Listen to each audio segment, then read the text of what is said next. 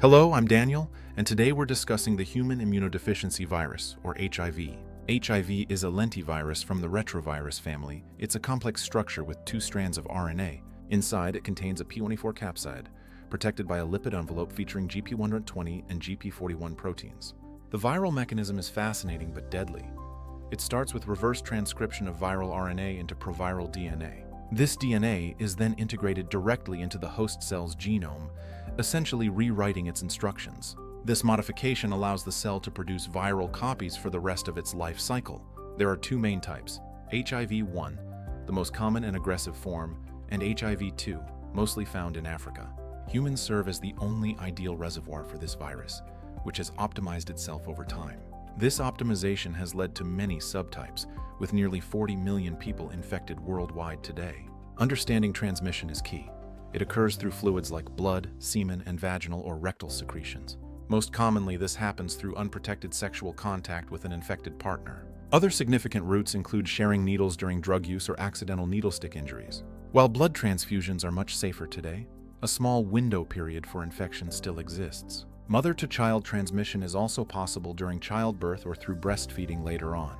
Oral transmission carries a very low risk, typically requiring existing mucosal lesions to occur. Infectivity is actually at its highest during the first few weeks following the initial infection.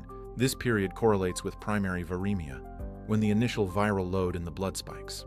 In this acute phase, usually after 2 to 3 weeks, patients may experience a mononucleosis-like illness. Common symptoms include fever, swollen lymph nodes, a mild rash, and a sore throat. Some patients may also experience diarrhea, or more rarely, a serious condition like meningoencephalitis. Often these symptoms are so mild that patients don't realize they need medical attention. Even when they do seek help, the rarity of the disease means many physicians may not suspect HIV initially. It's a challenge for any practitioner. Even I might not immediately think of HIV in a standard presentation. In our next part, we'll examine the chronic phase and how we diagnose this silent progression. Moving on from the acute phase, we enter the chronic phase, which can last for months or even many years. During this time, the acute symptoms subside and the patient often appears and feels entirely healthy. In children, however, the course is generally faster. We may see developmental disorders or severe bacterial infections. If you see a child with repeated bacterial infections beyond what's expected, HIV is a diagnosis that must be considered. Diagnosis relies on a two-step process, a screening test followed by a definitive confirmatory test. Current practice uses fourth-generation tests, which simultaneously detect anti-HIV-1 and 2 antibodies and the P24 antigen. Timing is everything. PCR can detect viral RNA as early as 10 days, while P24 appears around day 16 and antibodies after 3 weeks. Before antibodies appear, viremia is extremely high, making this the period when the patient is most contagious. In infectious disease, we use the terms primary and secondary viremia to describe the levels of pathogen in the blood. Primary viremia occurs when the virus multiplies rapidly until the immune system begins its initial counterattack. As the immune system reacts, the pathogen attempts to hide in organs or tissues, leading to a decrease in blood viremia. This leads into the chronic phase, what I sometimes call the boring phase, where nothing seems to be happening. Later, secondary viremia may occur.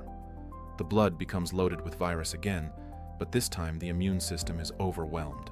Now that we understand the progression and diagnosis, we'll look at the classes of medications used to control it in Part 3. Now that we understand the progression and diagnosis of HIV, let's discuss treatment. Unfortunately, HIV is not a disease that can be cured, but it can be chronically controlled, with the goal of maintaining viral load at 0 or below the level of detection. Several classes of medications are available: reverse transcriptase inhibitors, protease inhibitors, integrase inhibitors, entry inhibitors, and CCR5 inhibitors. The current therapeutic principle usually involves combination therapy with at least 3 agents aiming for complete viral suppression. Patient adherence is absolutely critical.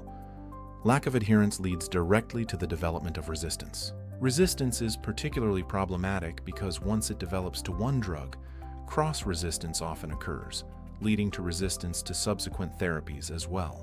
I remember a publication stating the life expectancy of a patient infected at age 20 is only a few years shorter than the general population, provided viral suppression is maximal. For us, a patient who interrupts medication for a few weeks is a major red flag, as we expect subsequent treatments may no longer be as effective.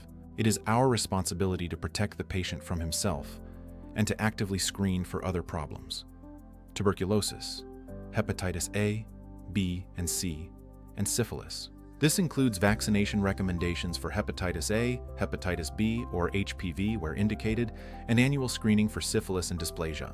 With treatment understood, our final part will explore the complex topics of HIV prophylaxis, risk, and personal responsibility. Finally, we reach the complex topic of HIV prophylaxis, specifically pre-exposure prophylaxis, or PrEP, and post-exposure prophylaxis, or PEP. PrEP, usually a combination of tenofovir and emtricitabine, is prescribed for individuals at high risk to prevent infection before it occurs. PEP is for after exposure. It must be started as quickly as possible, ideally within the first hour. After 72 hours, it is no longer effective. Personally, I argue that prophylaxis should not be administered too easily, except in special situations like occupational risk, where danger cannot be avoided. Encouraging unprotected contact simply because medication exists is the wrong direction.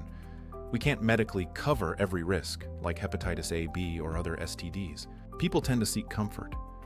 If chosen between active vigilance and taking a pill, many choose the pill, potentially leading to riskier behaviors. This can foster the dangerous idea that unprotected sex or needle sharing is acceptable because prophylaxis exists anyway.